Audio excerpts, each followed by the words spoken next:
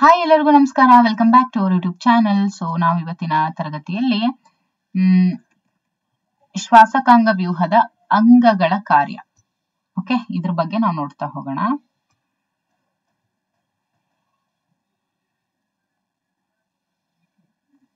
ಶ್ವಾಸಕಾಂಗ ಅಂದ್ರೇನು? ಉಸಿರಾಟ, ರೆಸ್ಪಿರೇಷನ್. ಇವುಗಳಲ್ಲಿ ಬರುವಂತ ಅಂಗಗಳ ಕಾರ್ಯಗಳು. ಮೂಗು ಫಸ್ಟ್ ಏನ್ ಬರುತ್ತೆ? ಮೂಗು. ಮೂಗಿನ ಹೊಳ್ಳೆಗಳ ಮೂಲಕ ಗಾಳಿ ಒಳ ತೆಗೆದುಕೊಳ್ಳುತ್ತೆ. ಹೊಳ್ಳೆಯ ಒಳೆದಾರಿಯಲ್ಲಿ ಇರುವಂತಹ ಸೂಕ್ಷ್ಮ ಕೂದಲುಗಳಿಂದ ಗಾಳಿಯು ಸೋಸಲ್ಪಡುತ್ತೆ. ಮೃದ್ವಸ್ಥಿ ಉಂಗುರಗಳು ಅಂದ್ರೇನು? ಗಾಳಿ ಹಾದು ಹೋಗುವ ರಚನೆಯನ್ನ ಕುಸಿಯದಂತೆ ಇದು ತಡೆಯುತ್ತೆ. ಗಾಳಿ ಏನ್ ಹಾದು ಹೋಗುತ್ತಲ್ವಾ, ಆ ಒಂದು ರಚನೆಯನ್ನ ಅದು ಕುಸಿಯದಂತೆ ಇದು ತಡೆಯುತ್ತೆ. ಮೃದ್ವಸ್ಥಿ ಉಂಗುರಗಳು. ಗಾಳಿಗೂಡುಗಳು ಅಂದ್ರೆ ಆಲ್ವಿಯೋಲೈ ಅಂತ. ಆಲ್ವಿಯೋಲೈ ಅಂತಂದ್ರೆ ಏನು? ಗಾಳಿಯ ಗೂಡುಗಳು ಅಂತ ಹೇಳಿ. ಅನಿಲಗಳ ವಿನಿಮಯ ನಡೆಸಲು ಗರಿಷ್ಠ ಮೇಲ್ಮೈಯನ್ನ ಒದಗಿಸುತ್ತವೆ. ಇವು ವಿಶಾಲ ವ್ಯಾಪ್ತಿಯ ರಕ್ತನಾಳಗಳ ಜಾಲವನ್ನ ಇದು ಒಳಗೊಂಡಿದವೆ. ಅನಿಲಗಳ ವಿನಿಮಯ ಇಲ್ಲಿ ನಡೆಯುತ್ತೆ, ಆಕ್ಸಿಜನ್ ಮತ್ತು ಕಾರ್ಬನ್ ಡೈಆಕ್ಸೈಡ್. ಓಕೆ, ಅಂದ್ರೆ ಅನಿಲಗಳ ವಿನಿಮಯ ನಡೆಸೋದಕ್ಕೆ ಗರಿಷ್ಠ ಮೇಲ್ಮೈಯನ್ನ ಈ ಆಲ್ವಿಯೋಲೈಗಳು ಒದಗಿಸ್ತವೆ. ಮತ್ತೆ ಇವು ವಿಶಾಲ ವ್ಯಾಪ್ತಿಯ ರಕ್ತನಾಳಗಳ ಜಾಲವನ್ನು ಕೂಡ ಒಳಗೊಂಡಿರ್ತವೆ ಈ ಆಲ್ವಿಯೋಲೈಗಳು. ಆಮೇಲೆ ಅನಿಲಗಳ ವಿನಿಮಯ ಇಲ್ಲಿ ನಡೆಯುತ್ತೆ. ಅಂದ್ರೆ ಯಾವುದು? ಆಕ್ಸಿಜನ್ ಮತ್ತು ಕಾರ್ಬನ್ ಡೈಆಕ್ಸೈಡ್. ಈ ಅನಿಲಗಳ ವಿನಿಮಯ ಈ ಆಲ್ವಿಯೋಲೈ ಜಾಗದಲ್ಲಿ, ಗಾಳಿಗೂಡುಗಳಲ್ಲಿ ನಡೆಯುತ್ತೆ. ವಿಸರ್ಜನಾಂಗ ಅಂಗಗಳ ಕಾರ್ಯಗಳು. ನೆಫ್ರಾನ್, ಮೂತ್ರಪಿಂಡ, ಮೂತ್ರಕೋಶ, ಮೂತ್ರದ್ವಾರ, ವಿಘಟಕರು. ಇದ್ರ ಕೆಲಸ ಏನು ಅಂತ ನೋಡೋಣ. ನೆಫ್ರಾನ್ ಕೆಲಸ ಏನು? ವಿಸರ್ಜನಾಂಗ ವ್ಯೂಹದ ರಚನಾತ್ಮಕ ಮತ್ತು ಕ್ರಿಯಾತ್ಮಕ ಘಟಕ ಅಂತ ಕರೆಸ್ಕೊಳ್ಳುತ್ತೆ ಈ ಒಂದು nephron. Means structural and functional unit of kidney is nephron. Okay, nitrogen ಯುಕ್ತ ಸಂಯುಕ್ತ ತ್ಯಾಜ್ಯಗಳ ವಿಸರ್ಜನೆ ಇದನ್ನ ನಡೆಸುತ್ತೆ. ನೀರು ಮತ್ತು ಅಯಾನುಗಳ ಸಮತೋಲನ ಮಾಡುತ್ತೆ. ಮತ್ತೆ ಮೂತ್ರವನ್ನು ಕೂಡ ಉತ್ಪಾದನೆ ಮಾಡೋದು ಈ ನೆಫ್ರಾನ್. ನೆಫ್ರಾನ್ ಏನ್ ಮಾಡುತ್ತೆ? ಮೂತ್ರವನ್ನು ಉತ್ಪಾದನೆ ಮಾಡುತ್ತೆ. ಇನ್ನು ಮೂತ್ರಪಿಂಡ ಏನ್ ಮಾಡುತ್ತೆ?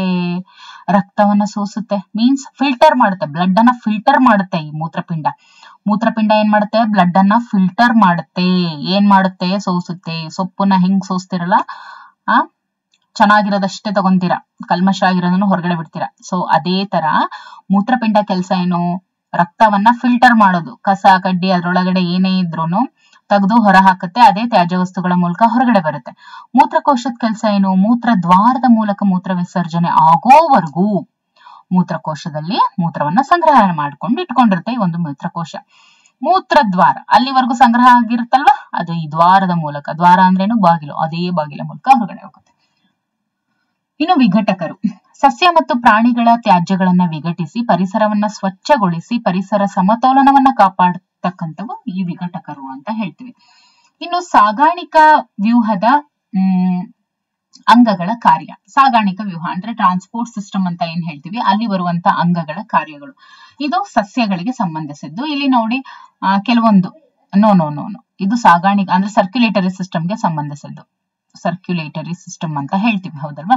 ಸೊ ಸಾಗಾಣಿಕಾ ವ್ಯೂಹದ ಅಂಗಗಳ ಕಾರ್ಯಗಳು ಅಂತ ಬಂದಾಗ ಇಲ್ಲಿ ನಾವು ಪ್ಲಾಸ್ಮಾ, ಆಮೇಲೆ RBC, WBC, ಪ್ಲೇಟ್ಲೆಟ್ಸ್, ಹೃದಯ, ಉಚ್ಚ ಮತ್ತು ನೀಚ ಅಭಿಧಮನಿ, ಪುಪ್ಪಸಕ ಅಭಿಧಮನಿ, ಮಹಾ ಅಪಧಮನಿ, ಪುಪ್ಪಸಕ ಅಪಧಮನಿ, ಲೋಮನಾಳಗಳು, ದುಗ್ಧರಸ, ಹೃದಯದ ಕವಾಟಗಳು, ಸೆಪ್ಟಮ್ ಅಥವಾ ವಿಭಜಿಸುವ ಭಿತ್ತಿ, ಇವುಗಳನ್ನೆಲ್ಲ ನಾವು ನೋಡ್ತೀವಿ.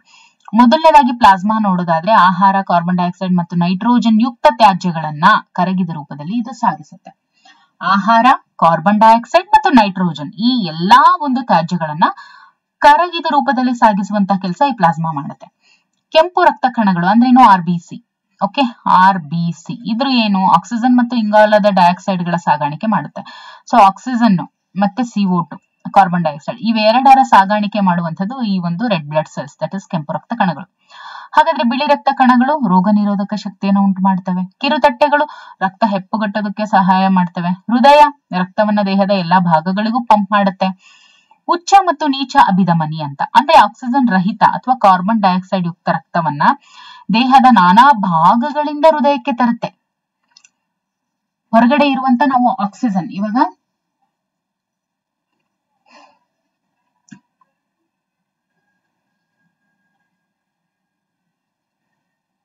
ನೋಡಿ, ಉಚ್ಚ ಮತ್ತು ನೀಚ ಅಭಿಧಮನಿಯಲ್ಲಿ ಆಕ್ಸಿಜನ್, ಹೊರಗಡೆ ಇರುವಂತ ಆಕ್ಸಿಜನ್ ಅನ್ನ ನಾವು ಒಳಗಡೆ ತಗೋತೀವಿ. ಓಕೆ, ಇಲ್ಲಿ ನೋಡಿ ಆಕ್ಸಿಜನ್ ರಹಿತ ಅಂದ್ರೆ ಆಕ್ಸಿಜನ್ ಇಲ್ಲದೆ ಇರುವಂತದ್ದು ಅಥವಾ ಕಾರ್ಬನ್ ಡೈಆಕ್ಸೈಡ್ ಯುಕ್ತ ಅಂದ್ರೆ ಕಾರ್ಬನ್ ಡೈಆಕ್ಸೈಡ್ ಇರುವಂತದ್ದು, ಅಂದ್ರೆ ಕಾರ್ಬನ್ ಡೈಆಕ್ಸೈಡ್ ಇರುವಂತದ್ದು ಅಥವಾ ಆಕ್ಸಿಜನ್ ಏನಿರುತ್ತೆ ಇದನ್ನ ಅಂದ್ರೆ ಆಕ್ಸಿಜನ್ ರಹಿತ ಮತ್ತು ಕಾರ್ಬನ್ ಡೈಆಕ್ಸೈಡ್ ಇರುವಂತಹ ಒಂದು ರಕ್ತವನ್ನ ದೇಹದ ನಾನಾ ಭಾಗಗಳಿಂದ ಹೃದಯಕ್ಕೆ ತರುವಂತಹ ಕೆಲಸ ಈ ಉಚ್ಚ ಮತ್ತು ನೀಚ ಅಭಿಧಮನಿಗಳು ಮಾಡ್ತವೆ. ಇಲ್ಲಿ ಪುಪ್ಪಸಕ ಅಭಿಧಮನಿ ಅಂತ ನಾವು ನೋಡ್ತೀವಿ. ಇದು ರಹಿತ ಆಗಿದೆ ನೋಡಿ. ನೋಡಿ ಇಲ್ಲಿ ಪುಪ್ಪಸಕ ಅಭಿಧಮನಿ ಕೆಲಸ ಏನು ಅಂದ್ರೆ ಆಕ್ಸಿಜನ್ ರಹಿತ ರಕ್ತವನ್ನ ಶ್ವಾಸಕೋಶಗಳಿಂದ ಹೃದಯಕ್ಕೆ ತರ್ತವೆ.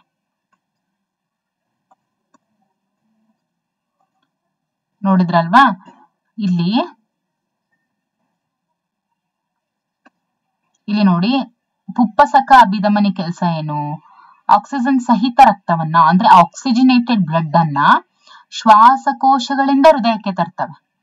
ಮಹಾ ಅಪಧಮನಿ ಕೆಲಸ ಏನು, ಆಕ್ಸಿಜನ್ ಸಹಿತ ರಕ್ತವನ್ನ ವಿವಿಧ ಭಾಗಗಳಿಗೆ ಸಾಗಿಸುತ್ತೆ. ಅಂದ್ರೆ ಇಲ್ಲಿ ಪುಪ್ಪಸಕ ಅಭಿಧಮನಿ ಏನು ಶ್ವಾಸಕೋಶಗಳಿಂದ ಹೃದಯಕ್ಕೆ ತರುತ್ತೆ, ಆ ಹೃದಯದಿಂದ ದೇಹದ ವಿವಿಧ ಭಾಗಗಳಿಗೆ ಸಾಗಿಸುವಂತ ಕೆಲಸ ಈ ಮಹಾ ಅಪಧಮನಿ ಮಾಡುತ್ತೆ.